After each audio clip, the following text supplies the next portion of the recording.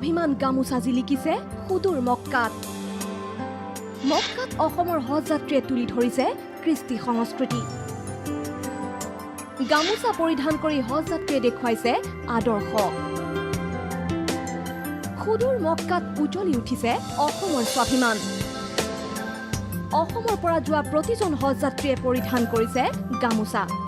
মক্কালৈ হজৰ বাবে যোৱা অসমৰ যাত্ৰীসকলে একোখনকৈ ফুলাম গামোচা পৰিধান কৰি মক্কাত তুলি ধৰিছে অসমৰ পৰম্পৰা সংস্কৃতি, যি দৃশ্য আকৰ্ষণৰ কেন্দ্ৰবিন্দু হৈ পৰিছে মক্কাৰ জনসমুদ্ৰত।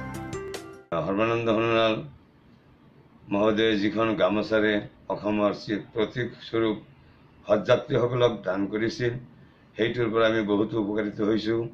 আৰু এই গামোচাখনে কিছুমান হজযাত্ৰী ৰাস্তা ঘাটত হেৰুৱাই গৈছিল। অজস্ৰ লাখ লাখ মানুহৰ ভিতৰৰ পৰা এই গামোচাৰ পৰা আমি এই হজযাত্ৰীসকলক চিনাক্ত কৰি একেলগে বৰ শান্তিৰে ইয়াত মদিনাত মছজিদ নববীত আমি নামাজ পঢ়ি আছোঁ।